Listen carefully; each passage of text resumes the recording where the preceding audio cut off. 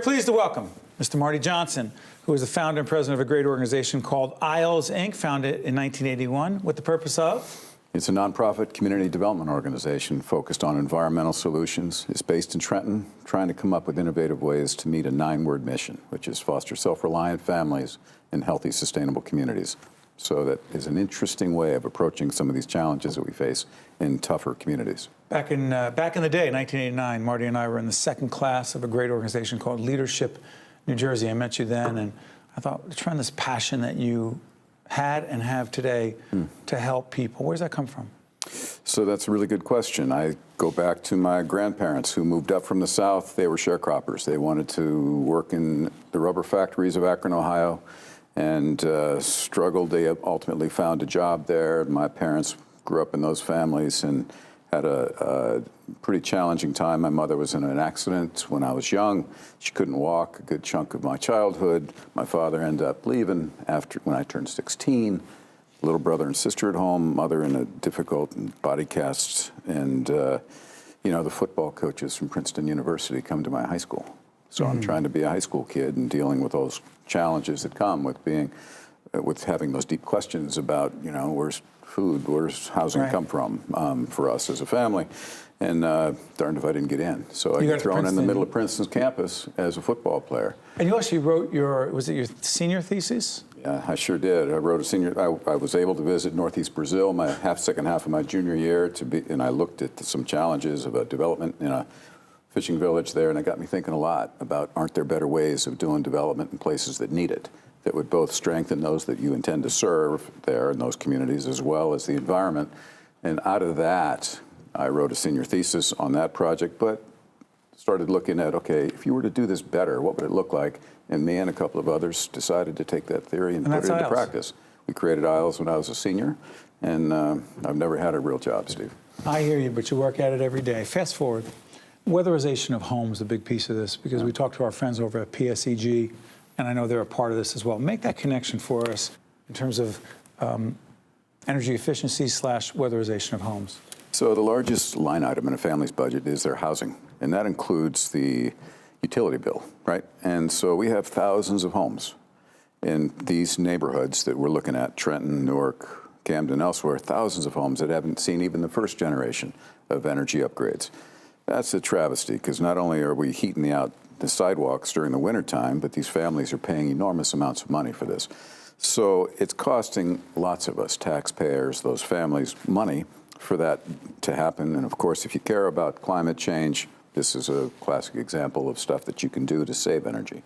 And so PSE&G is in this interesting position of both selling energy and saving energy, right?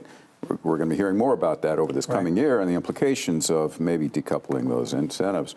But they began about 10 years ago, a more intensive look at ways to save energy, and we had been involved in that as well. And so they came to us and said, is there a way for us to partner? And so we helped them get access to households in Trenton, which is sometimes hard for them to do. We also began doing retrofits of homes, weatherization. What's it cost for families? What does the utility cost? No. What does it cost for these families to get this done? Well, it depends. If they're very low-income families, it costs them nothing. Nothing? Nothing. If they're moderate-income families, it costs them a percentage of the total cost of that. Yeah, it's based on the ability to pay. The long-term savings are enormous, right? So it's well in everyone's interest for there to be more and more of that kind of work being done. But as you can imagine, these are challenging neighborhoods. Most contractors don't want to go into those neighborhoods. They don't want to be knocking on the doors. They don't want to be doing the assessment, that type of thing. What we found, though, is, and I think this is important, what we found, though, as we were doing this other work, like community gardening work, is that the issue of lead kept coming in. What does lead have to do with? Right? And so that's the question is, what does lead have to do with energy? That's right. Well, what we started to, as we started doing community gardening, you got to get good at looking at the lead, because the background soil in places like Trenton, probably 60% of it probably is contaminated. And so we're doing raised bed, bringing in clean soil so you can, you know, grow your longest carrot. As we got good at that, the state came to us and said, the state DEP. The Department of Environmental Protection? It came went to ISLES? Protection came to ISLES and said, this is about 15 years after we started doing the urban ag work, and they said, we know you guys are Urban agriculture. urban agriculture. We know you guys are doing this work on these contaminated sites.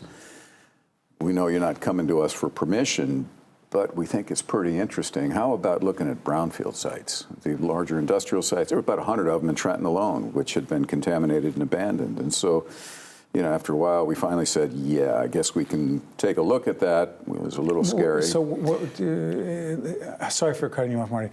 Help us understand what the impact has been of those efforts. So, good organizations learn.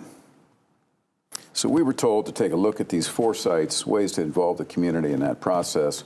Maybe if we brought people together, we could find ways to both protect kids who were playing on those sites, as well as get them on the radar screen and cleaned up, redeveloped. That's the long-term hope.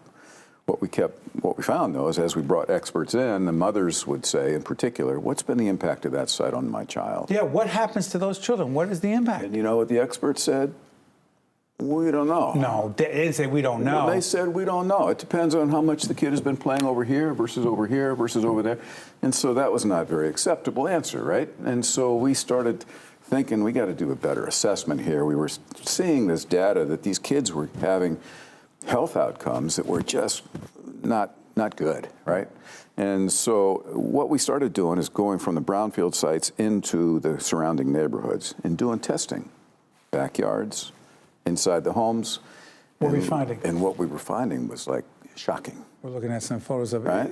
It was shocking. High What we were levels. finding is that over 65% of the homes that we were testing shouldn't have been lived in by children. The dust in the homes, it's about a half a pack of sugar, from your restaurant sugar packs. About a half a pack of sugar is worth of lead will permanently damage a child. Permanently. And so what's going on real quick? is that, it impacts their brain. Respiratory right? system? So it's your cognitive functions, it's impulse control and the behavioral front. The challenge of lead is that the researchers don't know really what's going to happen. They don't know whether that impact is going to be 5 years down the road, 10 years down the road. What we do know is that prisons are full of inmates who've got, if you drill into their bone marrow, there's a lot of lead. So that it has enormous impacts. So we've got about a minute left. Real quick, what's being done in that regard? The important thing is that not only do we know more about this problem now, we figured out low-cost ways to go into these homes and weatherize the home. At the same time, we're doing the retrofits for lead, and that's the key. ILS has been around since 1981. As I said before, I've known Marty as classmates back in '89 in Leadership, New Jersey, and it's not just your passion, but your commitment to making a difference in the lives of other people, particularly those who too often are forgotten. It's just incredibly impressive. And we honor you for your efforts. Thank you, Marty. Thank you, Steve. Well done. Yeah, appreciate it. The preceding program has been a production of the Caucus Educational Corporation, celebrating over 25 years of broadcast excellence. Funding for this edition of Caucus New Jersey has been provided by the Healthcare Foundation of New Jersey, Caldwell University, New Jersey Sharing Network, Virtua, QualCare Inc., Verizon, and by the law firm of Gibbons PC. Transportation provided by Airbrook Limousine, serving the metropolitan New York, New Jersey area. Caucus New Jersey has been produced in partnership with TriStar Studios.